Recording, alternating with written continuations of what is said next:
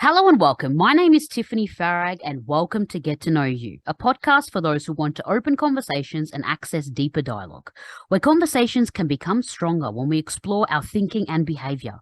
Every Tuesday, a new question will be asked to a guest speaker, genuine people here to have insightful conversations. My guest speaker today is a human connection and communication expert, empowering professionals to resolve people's problems, perfect the art of people, and connect on a deeply authentic level. She believes the quality of your life is based on the quality of your relationship, which is why she walks you through her 9 key connection code systems on how to have powerful connections in your work life, family, friendships, romantically, and when meeting new people. Pulling from her background in communications, human rights, NLP, and holistic medicine, she is beyond passionate about creating a world where people can communicate effectively, lead consciously, resolve conflict gracefully, and ultimately connect deeply and meaningfully in all relationships. Please welcome Giovanna Elias to Get to Know You. Welcome, Giovanna. Well, thank you so much. I love the introduction. It just sounded so smooth and great. It's beautiful. I love the introduction. So first, tell us about so your work in human connection and communication. Where did this start? Briefly let us know where you started and how this road has been for you. Yeah, always love the question. And I feel like there are, sort of droplets and moments of our lives, one that leads to another, to another, to another, sort of like that ripple or butterfly effect. And I guess we could all say that it started by me being hit by a truck when I was in Brazil. Oh, It's okay. got one coming. And needless to say, I had been living in Brazil at the time. I was sort of having what I call a quarter life crisis because I was about 25 years old and wondering, what am I doing with life? What is the purpose of life? It was sort of an existential crisis, really. And having been hit by the truck, I just found myself, flat on my back, face looking up at the ceiling, seeing all these stars. Next thing you know, I was in a hospital. And fast forward a few weeks, I had to go back home to Canada and really re-sort out everything that I wanted to create with my life. At that point, I had already had my journalism and human rights law degree. And so I was drawn to a program in holistic health, so holistic medicine, understanding the body from a physical, mental, emotional, and energetic standpoint. I walked past this school one day and it called my attention, and I thought, okay, if I'm still thinking about this in a few months, then I'm going to actually sign up and join it. Fast forward, and I ended up going back to school and getting my degree in holistic health, and then furthered my pursuit in neurolinguistic programming, and still was like, what do I do with all of this? And, I recall, Tiffany, somebody saying to me years ago that it's really important for us to really tune in and listen to, one, where our strengths lie, two, what really called us as children, and three, what has everybody been telling us throughout the course of our lives that we just naturally excel at. Mm. And, for years, I think very much like yourself, people have said to me, you're an excellent communicator. You really know how to connect with people deeply. I feel very safe with you. I feel like I can open up to you in minutes. And I thought, okay, I need to do something with this. I think it's so important. And I still wasn't quite sure. And I've spent over 10, I say 10 years now, but it's maybe about 13 years that I've been traveling the world on my own. Mm. And in doing that, I think we start to analyze humans and we recognize who they are. And what I've come to learn at the basis of all of this is once you get past language barriers, as I have fortunately in many languages, because I've studied and really wanted to get to know cultures and learn their languages, when you get beyond those language barriers, you see at the core of every human being that I think we all just really want to be heard and to be seen. And we really want to be acknowledged and to experience love and deep connection. And so having all of these elements and these pieces, wrapping it all together, At the peak of COVID, was meditating about 3 hours a day, and all of this information started coming to me. And it became very clear that where people suffer the most is usually in their relationships, because everything is a relationship, from your professional life and your relationship with your boss, your managers, your colleagues, your team, your employees, all the way to your personal life. And that is your family, your kids, your friendships, and your romantic relationships. So I realized our problems are typically people problems. And all those problems and all those relationships actually start with ourselves. And so I interwove my holistic health background, which really was about understanding the self from a physical, mental, emotional, energetic standpoint, and then taking my communications background and my understanding from, of people, just from traveling the world, and saying, okay, let me actually teach this. Let me teach, how do we connect on deeper levels? How do we talk to each other? How do we resolve conflicts?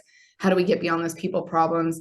And also, how do we meet people and just be able to connect with them in an instant? Because I think there is something absolutely so fulfilling about being able to do that. Absolutely. So, long story short. I did not know. You never told me you got hit by a truck and that's how that went down. I'm like, oh shit. Okay. I've got a big wake up call there. Yeah, yeah. It's like a big, like literally and figuratively. Yeah. Firstly, the first things like you mentioned, like I think that the like I think there's a genetic part to it. Like you said, there's something in us like that's like so deeply in us, like where people see it that it's our thing, or like what we're aligned to do and what we're aligned to be. And I think that plays a role here as to, why we're both able to connect and communicate deeply with others and feel that. And I think, the key here is like what the whole podcast really about is the more you get to know yourself, the better you are at getting to know others, the better you are at deeply connecting with others. So the problem, like you said, like, people are having trouble like knowing themselves. People are having trouble understanding themselves. So if you don't know, you're not asking the right questions for yourself, how are you going to ask the right questions and get to know somebody else? You're not. 100%. No, right. That's just not going to happen. And I think the other thing what's interesting that you mentioned is that when we're traveling, because I'm also in another country, I travel a lot too, and it's interesting. Like I met someone, friends of friends, and we both, at the time, I couldn't speak any Spanish. Now I can. I've been here for 5 years, but I had no Spanish. And this friend of mine was from Venezuela, and you could tell we both wanted, and we both like could see that we wanted to connect, and there was just, we can't talk, but we wanted to connect. Energetically, you could feel something. Yeah, it's like, I know we'd be good friends. I know we would. And we just both knew it. And somehow, over time, over a year, even at just a year period, like we started somehow communicating and we started talking about deep stuff. Like, I don't have the language, but something happens for both of our minds that allows us to connect and even talk about like life and situations. I totally resonate with what you're saying, because I felt exactly that when I was in Turkey. And I remember an evening that I was out with a group of Turkish people, and I think only 2 people in this crowd of maybe 15 spoke English. And there was someone that was there that I just felt so deeply connected to on some strange energetic level. And we were just drawn to each other. Like we just wanted to have a deeper conversation. And I had said to him, I was like, I promise you one day I will come back to Turkey and I will be able to speak to you in Turkish and we will have a proper conversation. And I mean, my Turkish maybe has slightly improved, but I'm sure it will get there before I pass in this lifetime. That's pretty cool. Like, how many languages are you speaking since you've been traveling for like, I've studied 6. I say that I've studied 6. I comfortably speak 4. Okay. And maybe you can toss in a whole bunch of other random ones. When I show up in a country, I usually write down a list of at least like the basics, so nice. I can get by maybe like 20 to 30 different like main words and verbs and whatnot to really like start at least engaging. Yeah. So we can say formally studied 6, comfortably speak 4, maybe there's over 15 somewhere tossed in of random knowledge everywhere. I like that. I like that. I actually learned two of the like I speak three languages, and two of them are just purely based on like listening. Like I'm fluent in Arabic, can't read and write, but because my parents and my family's from Egypt, and at home and at my grandparents, I speak fluently. Mm. And then it happened the same thing with Spanish. I'm just like, I'm not sitting down learning grammar. I just was against that. I'm like, I don't want to take classes, but just spending time and hanging out and making friends and going to different, making sure I'm always surrounded by and living with Spanish people. My brain now, I can speak, have fluent conversations, but I've been living here for almost 5 years. It certainly helps. And actually, sometimes I think that's the best way to learn is to be fully immersed and integrated because you're now picking up on the just the mannerisms and the culture and the innuendos and the jokes and the emotions of that environment. So it's that much more real rather than just textbook learning. Yeah, exactly, exactly. Now, on the topic of cultures and so on, like some people think, like I think, I have this my own theory about this as to why I think, I can connect more with people. I'm gonna see what you think about this. Is that so my parents are from Egypt, but I'm born in Australia. So, and my friends are all from different countries. So I would consider myself multicultural. Yeah. And I think people who are multicultural, there's something on on your level of your mind, on the Mhm. ability that you have that that's different from people who are just born from one country and and stay there and only have friends from the same country. Like you have a different level of strength and ability to connect with people than those who just stay in one place. 110% yes. And I also think the more that we are exposed to different types of people, different cultures, different languages, the more that actually rouses curiosity in us. So, for example, I currently live in Mexico, and what drew me here was a lot of Mexicans having lived in Toronto and me Mm, having friendships with a lot of them and hearing a lot of beautiful things about their country, which then naturally made me want to come to this place and discover it for myself.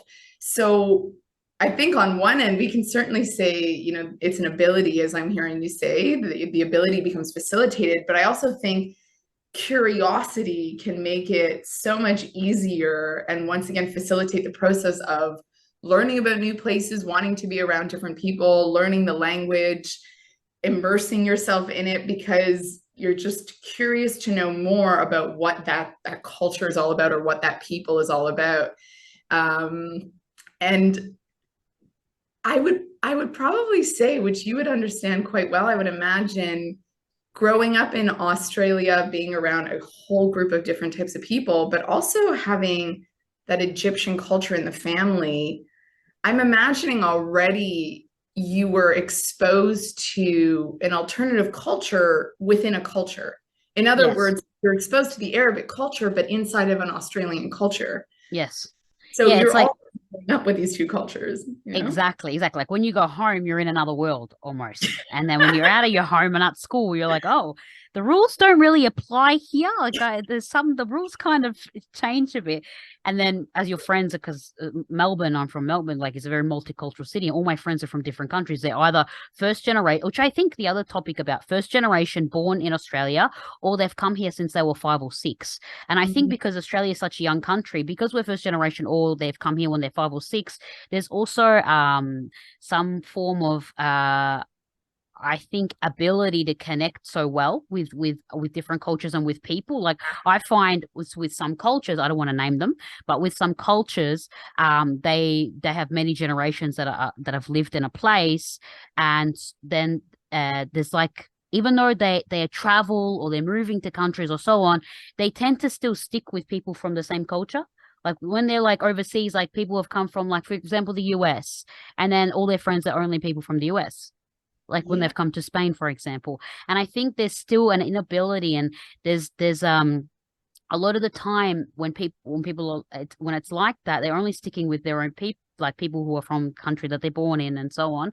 Mhm. They're inhibited significantly in in being curious. Like they're assuming that everybody's way of life, lifestyle, Mm. and form of doing things is the same as theirs. And they, for some reason, they're stuck. Even if you explain it to them, they're stuck in understanding that.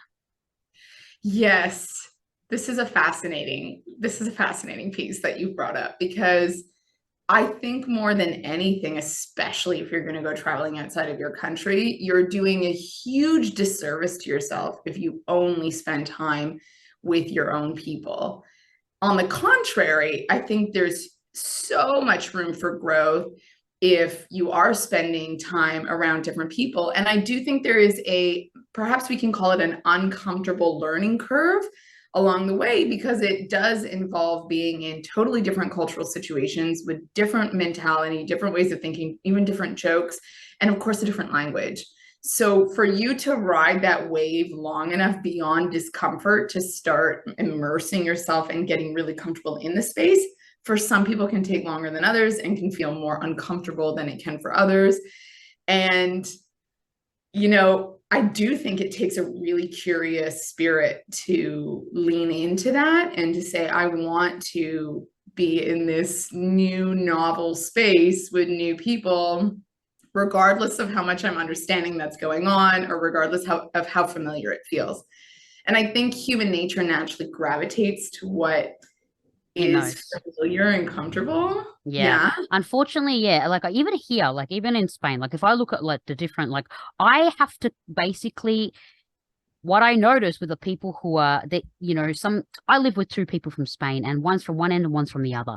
And their circles of friends, like one of them who's from the north, his circle of friends are only from people who are from the north of Spain. They don't even integrate with people from other parts of their own country, which is, and so the mind, like it's still even a, it's strangely like very rooted in where they're from and like the people Mm-hmm. from there, and they still feel that they can't connect, or they don't take the time to understand or learn from people, or want to be friends with people who are different to them. And my trouble is, like, even though I've pushed kind of pushed myself into the into like making them see that different is okay and that you can connect still with it, they still have trouble when I explain things, or like certain things. They still have trouble like, no, this is the way, there's only this way. I'm like, no, but there isn't, because I'm from another culture and there's this way and that way too. But it's still hard for them to comprehend that, even if it's explained.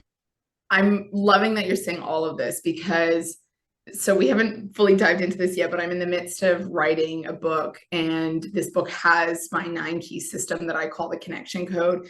And 2 of these keys are really speaking to what we're talking about right now. One being curiosity, so just exercising that natural curiosity to asking quality questions and wanting to get to know someone. But in doing so, and the more important part to it is what I call being fully flexible. And that really involves being open minded to all different types of beings and ways of thinking and practices and foods and cultures and mentalities. And that doesn't mean you have to agree. It just means that you're open enough to listen, to ask questions, to understand, to see an alternative perspective, to broaden your horizons of what actually exists in this world, because there might be something beyond what we think we know. And so I think when we are curious and open to hearing other realities, at least we build a greater sense of understanding for people. And once again, while we may not necessarily agree with it, I think at least we can understand where someone's coming from. It allows us to be that much more accepting and compassionate. And beyond anything else, I think it enriches our life. It's more information, it's more learnings, it's more data points. It's, so much more enriched when we're not only living in our bubble. Exactly, exactly. I love that you said that. And like to some, yeah, I love that you said that. I think that like being open minded is key, but also like if people can understand, if people can be, even people who are really educated and you think that they are open minded, but then they're not. There's something that people are doing. This is what I've noticed. I don't know what you're going to say, think about this, but even if you're talking about what you do for yourself, you're not telling the other person to do it, believe it, or whatever it may be, but you're talking about it because the person's asking you questions, and you're talking about, this is what I do, this is what maybe what I believe. I'm not telling you to believe or to do any of these things, Yeah. but they still feel insecure and insulted in a way because they think that you're saying what they're doing is wrong. But you're like, no, no, no. If you're asking me about what I think about this, or what I think about that, or what if I did, I like that restaurant, for example. Did you like that restaurant? Yeah, I loved it. I went to a restaurant the other day and it was, oh, delicious food. I had this and that. Oh my God. And you're enthusiastic about what you're liking and what you've eaten. Right. And the other person's Yeah. like, well, I don't want to eat that. I'm like, oh, I'm not telling you to eat it. You've asked me what I did the other week and I've told you I went to this restaurant. I've liked it. Yeah, but I don't want to eat it. I'm like, yeah, but I'm just trying to talk That's about, you've asked me a question. So people are doing that about, like, about life. yes. Yeah, so it's like, hey, if you're trying to get to know me and ask me these questions, and I'm telling you with enthusiasm about things that I'm doing or what I like, or what I'm seeing, and you're feeling insecure about your own beliefs or your likes or whatever, or passions or whatever, it's like people are self-absorbed and preventing themselves. It's a big hint, I think, a strong barrier at the moment that's playing a key role outside of the point that the person can still be open-minded but still have this barrier. And certainly there feels like a degree of defensiveness there, by all means. I think, years ago I heard this, Tiffany, and I really loved this. Somebody had said, do you want to be right or do you want to be happy? Mm. And I really think oftentimes people are having conversations with this sort of defensive attitude where it's about being right or wrong for them versus But just it's in being. their heads. It's Oh, yeah. It's not the even. whole thing's in their heads. It's not even with the other person in front of them. It's just all in happening in their minds. Oh, humans are great at creating stories. We are story making, meaning making machines, and we do this. And I'm loving that we're sort of transitioning into this too, because I always say this is like the pinnacle, so important element of conscious communication. Don't ever assume based on your filters and based on your stories. Ask the person, listen to the person, engage with the person, but don't start creating story and then you're getting defensive or insecure or whatever it is because you're thinking that the way they're communicating is a truth. It's not necessarily truth, and it may not even be the way you interpret it. And something I really particularly love, Tiffany, especially when I'm having a more serious conversation or something that's a little bit more deep or difficult to discuss, I usually like to share my piece, but then I actually like to ask the person, can you repeat back to me what you understood? And I would like to do the same. I'd love to hear your perspective, and I will repeat back what I understood. That way I can make sure we're on the same page. Because I think these things happen where we're having these conversations.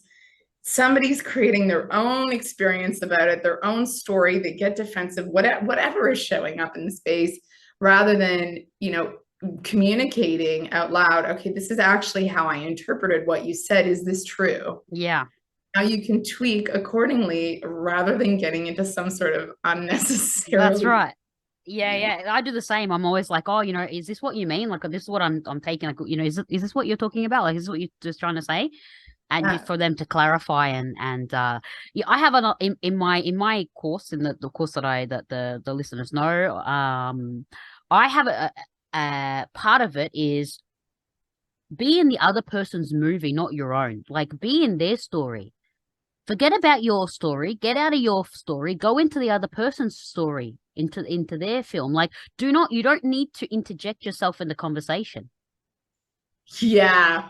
Okay, so tell me more, because is this more about curiosity, or and they get into somebody's story by being curious and getting to know them and wanting to know them, or is this more about ego and interjecting in? Well, it more like a bit of both. But if you can, you're listening to someone. I'm asking you questions about you. I don't need to be like, oh yeah, I did this, blah blah blah. No, because it changes the dynamic in the conversation. The other person, subconsciously is not aware of this, but they stop, they close up. They Yeah. don't feel like they can talk. They don't feel like they can continue with their story because there's a lot more that people want to say. Like, you're not, if someone's coming to you with something, let them go with it. Like, ask them questions without bringing yourself into it. You're like, you can still talk. I'm not, people think, oh, are you trying to say like, I'm not meant to talk? I'm like, no, I'm telling you to probe them into knowing more about their story and what they're talking about. Mhm. So what happened? Oh, so where where did you guys go next? Like, go with them in their story in the film that's in their minds. Yes, I'm totally loving this. And I'm thinking, as you're sharing with me, I'm like connecting all these dots in my brain. And this reminds me of my chapter on flow. And I always say that the best conversations have a combination of quality questioning, active listening, soulful sharing, and intuitive insight. And then, of course, creating comfort. Mm. And what does all of that really mean? The main piece that I actually wanted to share of all of this, going back to what you were actually saying, is that I do think an element of a conversation does require sharing. If we've had an experience that relates to what you're sharing with us, and it's like really a soulful experience, like it's a deeper element that really adds to the conversation. I do think it's nice to share that. And so what would be an example of this? If you had opened up to me and said, I'm going through a difficult time right now, my mother has breast cancer, then that would be a moment where I could potentially share that maybe I had experienced breast I cancer in think my. there's a time for it though. There's a Yes. right time. It's like depending on how often or what's depend on like the environment. There's a lot of factors involved before you to share your own story, to do a more listening first. Yes. And this is why what I was going to say is it always needs to go back to the person. Mm-hmm. The conversation shouldn't end at you. If somebody's opening up to you about something, you can illustrate to them, I understand on a deeper level because I've maybe experienced that myself. And let me go back to asking you a quality question. How do you feel? Where are you at? And then listening, right? And so the only reason I would interject that soulful sharing piece is just to say, maybe I actually understand you on a deeper level than you think, just so you know this, just so you have that data point. And now let's bring it back to you because this conversation is actually about you. Yeah, And so I think agreed. There's moments for it. Like I also have a part in there about that, but initially I tell people do not center yourself in the conversation. First, it's about the other person, and then like there are moments where, yeah, of course, you can share your own stories and it can be relevant or it can also help and connect as well, help the connection. So we've already mentioned bits and pieces of the 9K key connection code system. Let's go into it further. So what's number one? So number one, as we've already started diving into, is curiosity. And as I said in the very beginning, every relationship starts with ourselves. So that actually means we need to start getting curious about who we are first and foremost. What are our needs? What are our wants? What are our desires? What are our boundaries? How are we feeling? What are we thinking? What are our belief systems that are, just working consistently, that are serving or not serving us? And so being able to dive in and actually ask ourselves some of those more deeper and difficult questions are so important. And in understanding ourselves, of course, then we can show up in a relationship and, of course, communicate that very consciously. But also, I think the other side to curiosity is, can we ask quality questions of other people? And are we genuinely curious? And are we genuinely and sincerely interested? And people can feel that. People can absolutely feel that. Nowadays, we talked about this earlier, but nowadays people are not present and the person in front of you is not listening and they're not with you. Their eyes are looking at you, but their eyes and their minds are somewhere else. And now it's getting so much worse because I think this is the real pandemic that's happening right now. People are like addicted to their phones. It doesn't have to necessarily be social media, but they're addicted to their phones. And then people are not with you. They're not actively listening, like you're mentioning. They're not curious about the person or genuinely wanting to learn about the person in front of them. In fact, they just try and say something to end the. Sometimes I've even seen people just all of a sudden they're like with you and they just say something so the conversation ends quickly, so they don't even have to have the conversation. So they don't have to be in the conversation, and they like abruptly shut it down. Sometimes, if I feel comfortable enough with someone, I will ask them, what just went through your mind? Because I'm like, I want to know how we got to this point in the conversation. I'm not even there. I'm even going to a point where I'm like, hey, you're not even listening. I know you're in your mind right now. I know you're not even here. Like I can get up and go and come back and you won't even notice. It's so funny. I take those opportunities often to literally just pause. And I feel you and I have talked about this before, where literally silence sometimes is the best way to regain someone's attention. Because when they're not with you and maybe they are distracted by their phone, let's say, silence will bring them back immediately, because on an unconscious level, we actually feel extremely uncomfortable in unintentional silence. There's the kind of silence like when you're maybe out in nature with a partner and you're quiet and you're comfortable. That's beautiful. But there's silence where a conversation was rolling and then it suddenly just stopped. And then you start to notice, like, oh, what happened? Yeah, totally. I've done, yeah, I've done the same. Do you know what the other thing though I noticed? Like I've noticed now as well, this is among lots of different cultures. I've noticed that if you're listening to someone and you're completely present and you're listening and you're not saying anything, people like are uncomfortable with it because they're not used to it. They're used to people talking over them and bringing and talking about themselves and not listening to them. So when you're listening and you're fully present, some people like say something. I'm like, I'm listening to what you're saying first. So what do you like, you want me to interrupt you? I don't want to interrupt you. I'm trying to listen to what you're saying first. So some people with certain like I've noticed it among a few different cultures. And I'm like, this is interesting. You're uncomfortable with somebody listening to you. That's really fascinating. Yeah. I've never quite heard that, where someone's ready for an immediate interjection. But what I have noticed, though, speaking or riding off of what you're saying, is a lot of people have said to me, wow, I've never been listened to so much or so intently before. And I think they almost start to love it so much that they actually forget to do the listening and themselves. And part of doing the listening requires asking questions. So then they get so comfortable with the idea of being the speaker and being listened to that they forget to ask questions and listen to the other person. I've noticed this happen sometimes, and I'm like, I really love listening to you. And it might be important to also, have this conversation be more balanced and also do the listening. And I know it's something new for you to feel heard. Humans, like I said, humans want to feel heard. It's about feeling acknowledged. Absolutely. That makes you feel connected. Yeah. But it was interesting how the example that I gave that made the person was almost a bit uncomfortable. But for people to tell you that, I think that's probably, they didn't have the words to be like, oh, someone's never listened to me. And they just didn't like, in some way it was like uncomfortable before it was like, oh, wait, this is a great thing. Like there's still a initial uncomfortable because people don't listen to them and they're not used to people being present with them and giving them their full attention.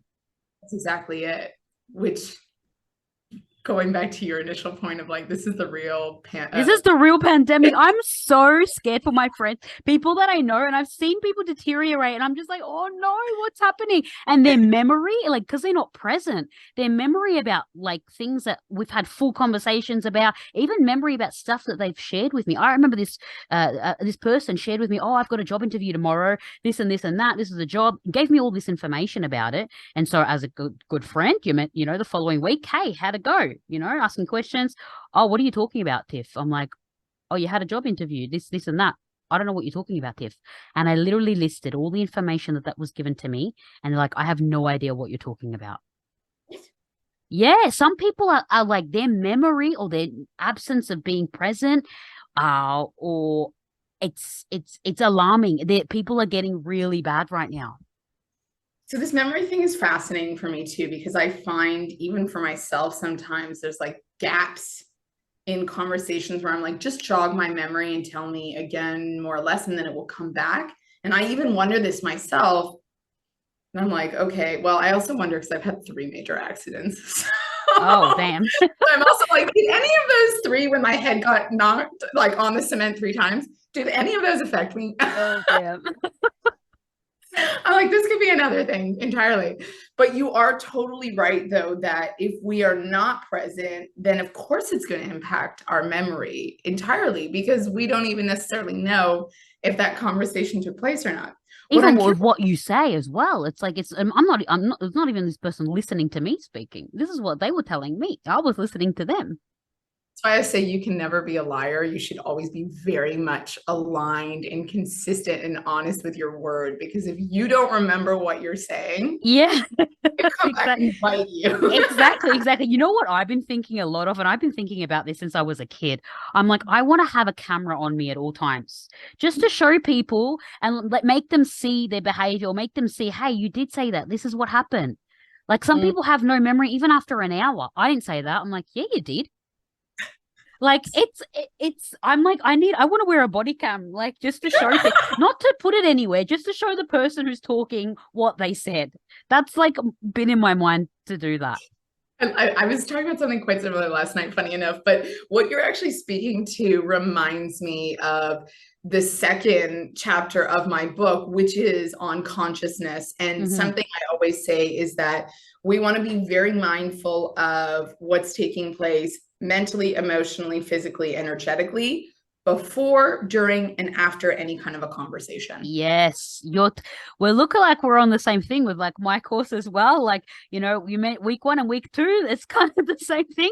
Like where I've said like getting to know yourself, your personality and core values and understanding what you like and dislike about getting to know others. And then my Mm. week 2 was about learning to receive perspective of our own behavior and others, identifying the emotion we want to feel after leaving a conversation and flowing from superficial to deep conversation. It. Okay, so there's like a lot of different elements mixed Yeah, in. mixed in. Yeah, the first 2 weeks. Yeah.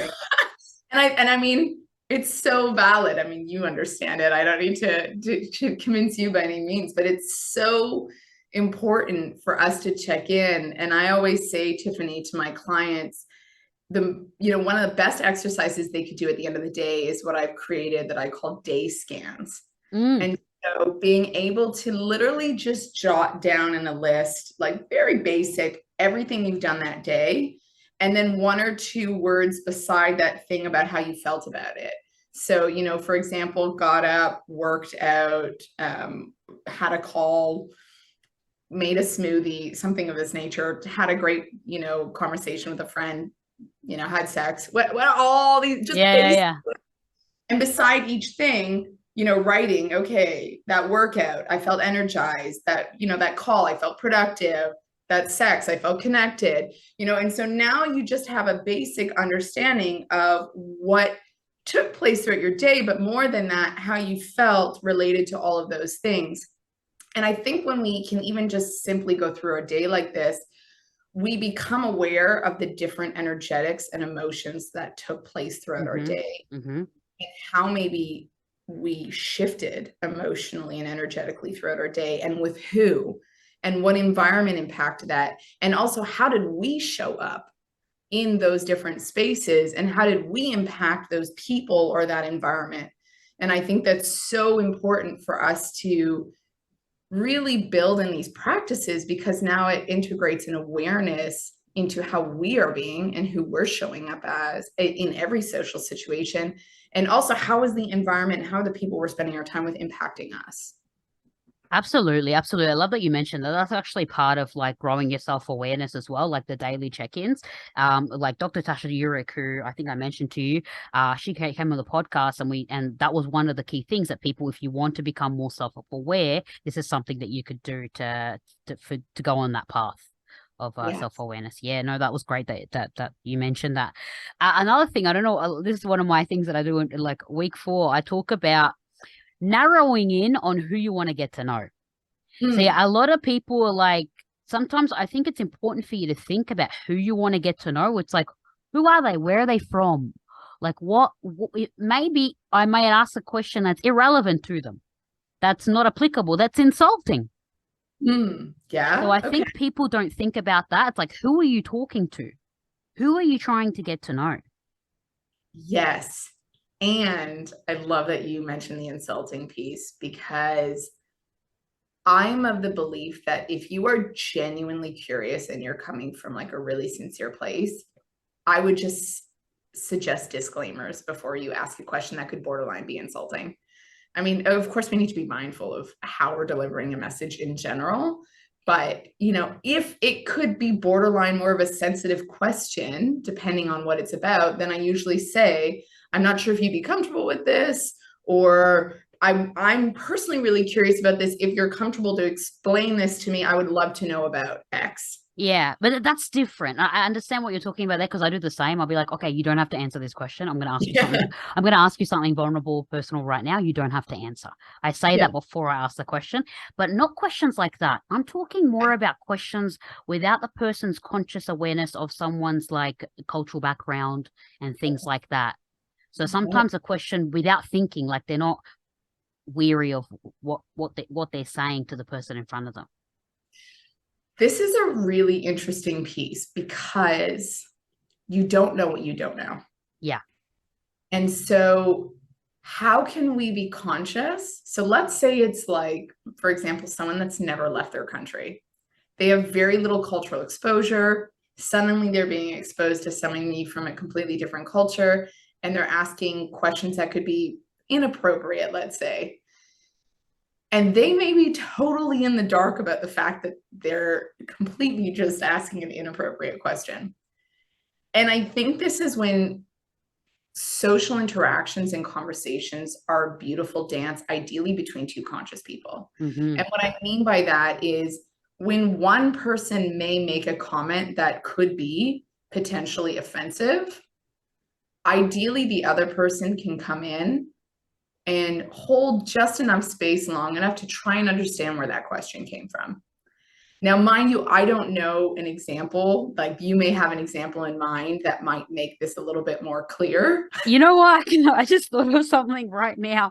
I went on a date recently, last month, and this person was saying, this person's like, my last partner was from from a certain culture, and people from this culture or people from this, like, okay, basically, this person was like, I dated a person from the Middle East, and all Middle Eastern people all are all crazy. I'm never gonna date a Middle East like person again. And I'm like, I didn't know just tell you that I'm Egyptian.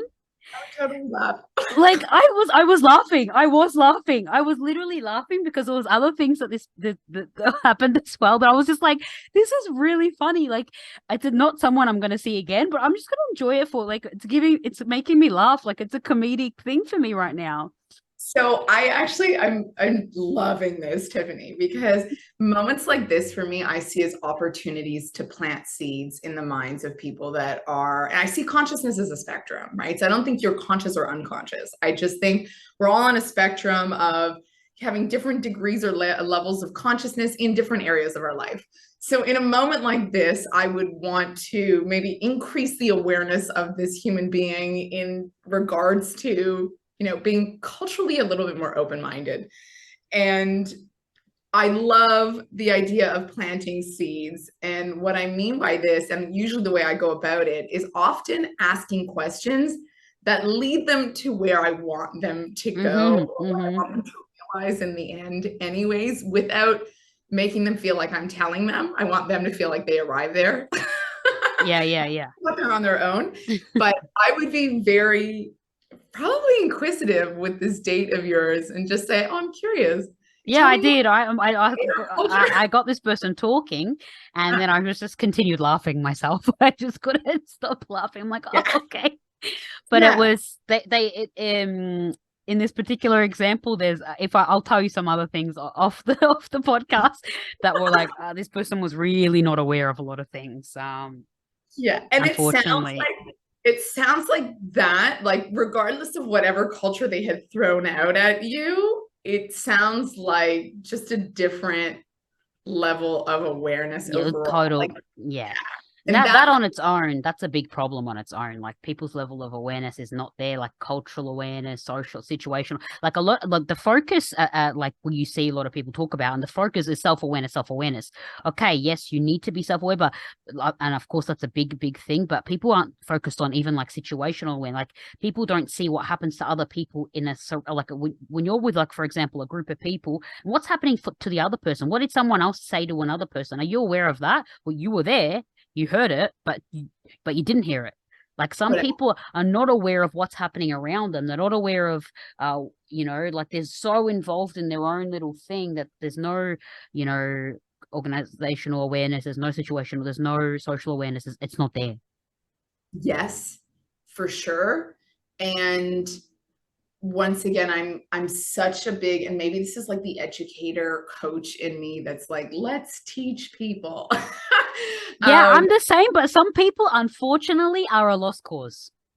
yes, and maybe once again, that's what I once again going back to like planting seeds. I think it's never about imposing what we think. I think it's more about let me offer you this idea, and when you're ready to absorb it, you will take it in at the time.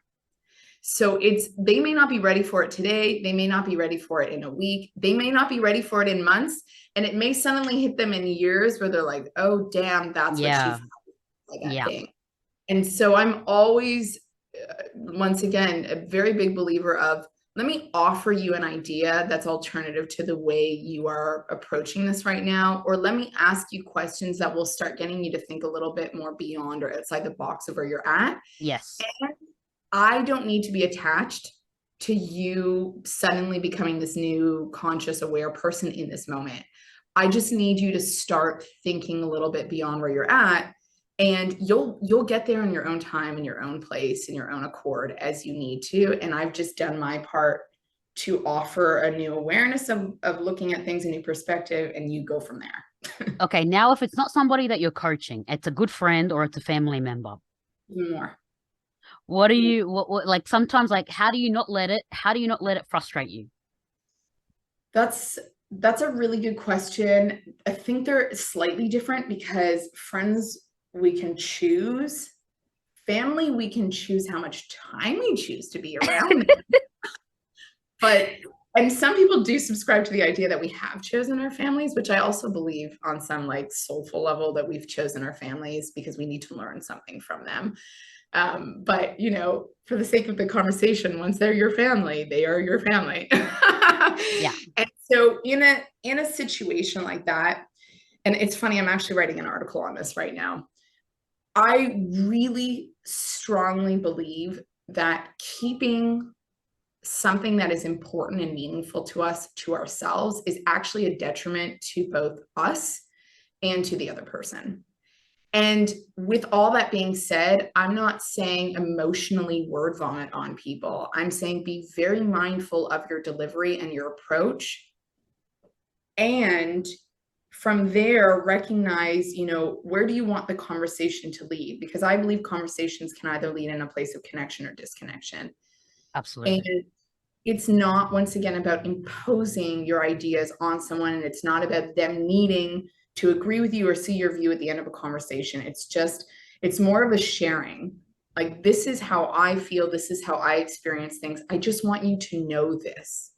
And it may or may not feel important for you right now, and you may have too much of an ego to even be able to say that you can empathize for me, and that's also okay. I just need you to know. And so, with friends and with family, anything of that nature that's important for us, I feel it's more of a let me share with them from a peaceful place, from a compassionate place, just so that they know how I feel, so that they know my reality and what I'm experiencing and how maybe I interpret things and feel about things, and leave it at that. I don't need to argue. I don't need them to even necessarily agree with me. I just need them to know. And you're going to get a whole bunch of different responses. You may have people that are more open and receptive. You may have complete silence because they don't know what to say. You may have people that rebuttal and argue back, and that could also be an insecurity. Like, they don't know any other way to respond than just that. And I think at the end of the day, it's up to us to decide, in terms of friendships, that I think we can be more intentional about, and we should, Yeah, of course, curate based on your the friendships 100%. right? We become a byproduct of the closest five people around us.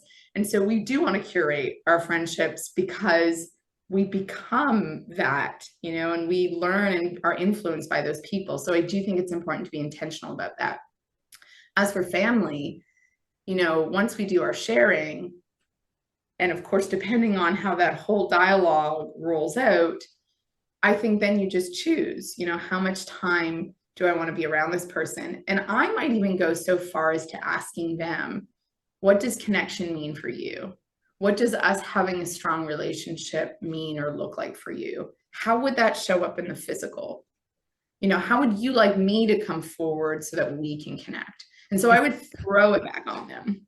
I love that, but yeah, this is depending on the type of or culture of family that you can even have that conversation because a lot of the, but can't even get to that point of even talking like that in some I cultures and families. a little bit more shut down. And I do get what you're saying, Tiffany. And I think my mother's side is Italian, my father's side is also Arab, Lebanese. So I do know what you're saying. They're both heated and hot-blooded cultures. There's more yelling and screaming that goes on, unfortunately. You don't even need to be talking about anything. Like, what was the argument even about? Yeah, exactly. That's what happens. And I mean, I will say this. I do think, of course, patience goes a long way, being in a place of peace within ourselves, which is why it's so important for us to do our own work on ourselves. And also, once again, offering ideas, suggesting planting seeds over periods of time, even like, sending videos and books and things, and maybe they'll read it, maybe they won't, and who knows, but just little bits here and there that might not be coming directly from you. They're coming from other sources. You know what I do? Mm. I instead of because for me, I think telling someone or showing them or something like people don't like that. For me, I just like people ask, "What are you doing?" I'm like, "I'm doing this. I'm reading this. really like this topic right now. Oh, I did a great podcast about this conversation, this topic of discussion. What do you think about that?" Like it's more like not imposing anything, but I'm just showing like you're just seeing what I'm doing. If you can take it if you want it, you don't have to take it if you don't want it. I love it. And it literally reminds me of yesterday morning, what I did with a friend. I was reading a book, and then there was a moment that hit me, and I was like, oh my God, this would be perfect for him. So I just highlighted a section in the 2 pages and I sent it. And I was like, this is what I've been reading this morning. And this really stood out to me. I think it would really resonate with you. And then, it's kind of like, here you go. Yeah, if you want to take it, you don't want it, don't take. Like do whatever you feel. Yeah. Yeah, exactly. I do like, I'm just putting it out there. I'm just showing you, but do whatever you feel, whatever Not you feel. imposing. Yeah, not imposing. Exactly, exactly. I'm not sure. Have we mentioned almost all of the 9 connection? Which ones are missing? I'm like at least 6, I think. Um, so, it's like to go through all of it, I'm like, woo, it's quite a journey in and of itself. Some ones that stand out for you that are key. Okay, well, yes, I mean, we dived very briefly into, of course, curiosity and consciousness.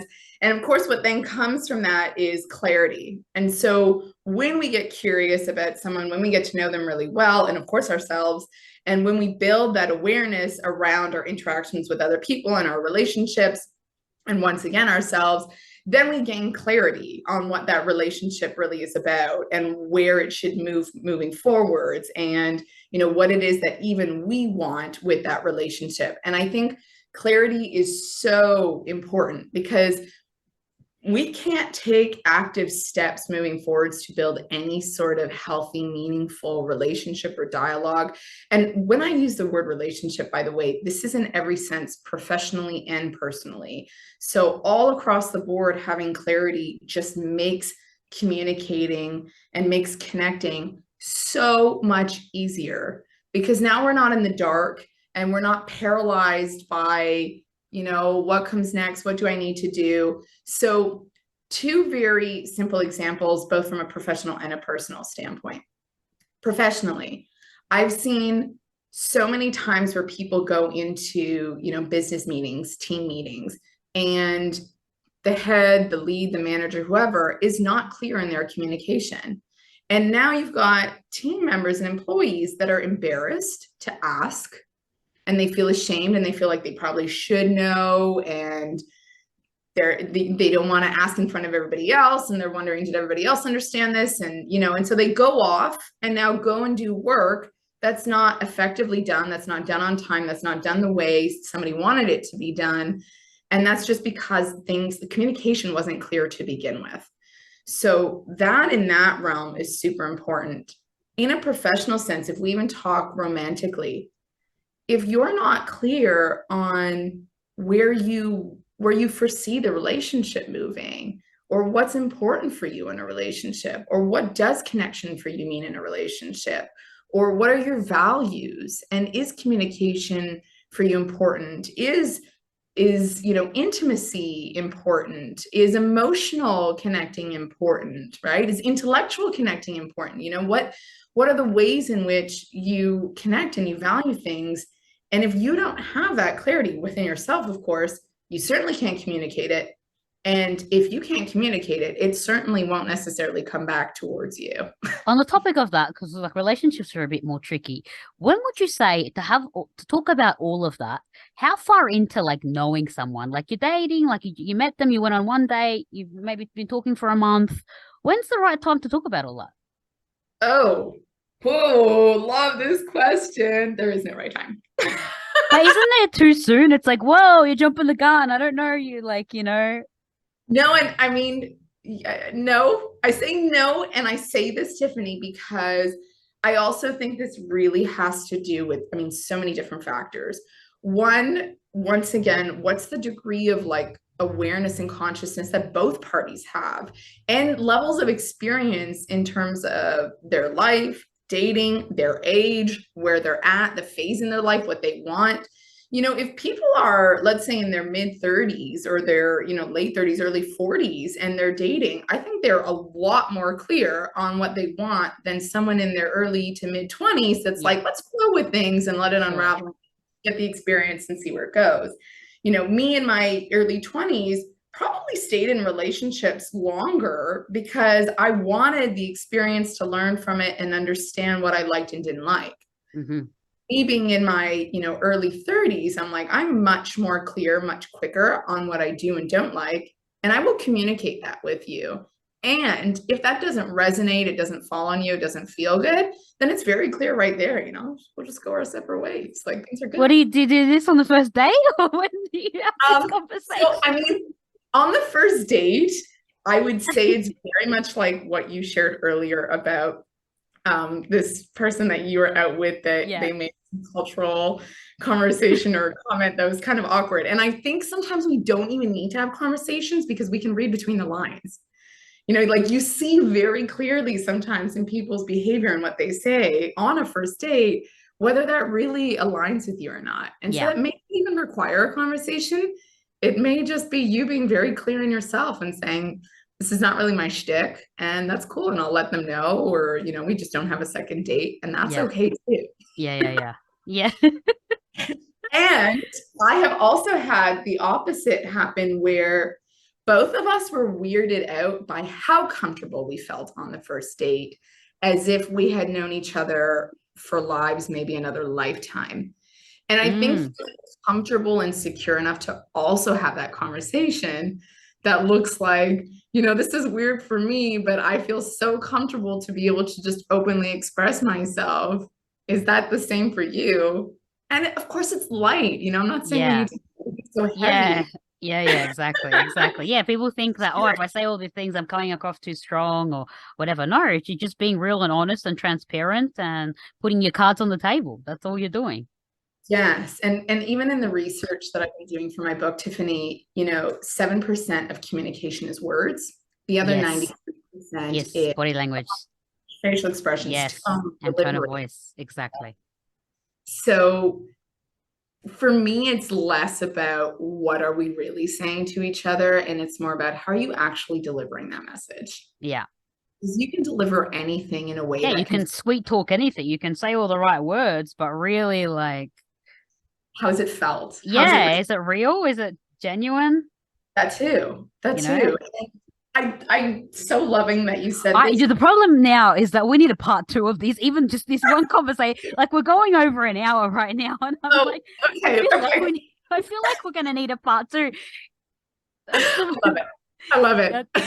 that's the thing. No, I love this. Well, guys, you're gonna have to check out the 9 connection core systems with Giovanna. We're gonna put the link, the 9 key connection code system. We're gonna put the link in the show description. They can find it and find you and go your way. And yes, everyone, I just want to ask you one more question before we is how was the conversation with me right now made you reflect or highlight anything to you?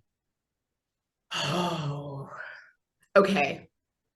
So the first thing, first and foremost, I always once again tune into my body after a conversation.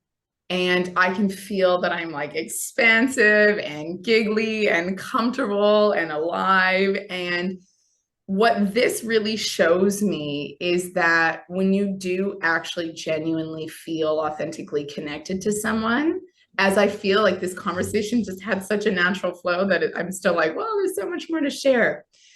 I think not only, Tiffany, is this feeling something we have for the last hour, I think this feeling is a ripple effect that I now will get off of this call and express that energy outwards to all these other people. And I'm imagining it would be the same thing for you. And that butterfly effect, I think, is so powerful. And I think that's why I love doing these things. So for me, this conversation really just reinforces how important it is for us to actually have these authentic, connected conversations, because it's not only important in the moment when we're having them, but I think it literally impacts every next move and next person that comes into our life after these kinds of conversations and connections. Absolutely. Thank you for saying that. I love it. I'm actually honestly, I feel like we'd be like I'm happy that we cross paths, and I feel like we're gonna this friendship is gonna be growing and flourishing, and I can't wait to hang out. Like there's so much more to talk about. We need to hang out. Somewhere in this beautiful world, in divine timing. Exactly, exactly. Thank you for listening to Get to Know You. If you enjoyed this podcast, rate, review, and share the podcast on Facebook or Instagram. You can tag me at Get to Know You Podcast. In my mission to open conversations and access deeper dialogue, I want to hear from you, listeners. The question again, how do quality relationships create a quality life? Leave an audio, video, or a message on the Facebook or Instagram page of your response to today's question, including your name and where you are from. We will include some different responses in next week's Get to Know You Cafe to further deepen dialogue on this topic. If you have any topics you would like us to discuss, be sure to tag me in a post with your question. Join us every Tuesday on Get to Know You. Oh my goodness, this is amazing. That was so good. Literally, I'm like, I knew before we started that we'd be talking. I'm like, we're gonna go over time. We're gonna go over time. In my head, I I'm like, didn't notice we're the gonna go time. over time. Yeah, I I'm was like, like, what? What I time knew is it. In my Because head, I'm I'm like, not we even, need to talk for 2 hours, not 1 hour, because we're gonna go over time. I just knew it. had you not said anything, Tiffany, I would not have noticed because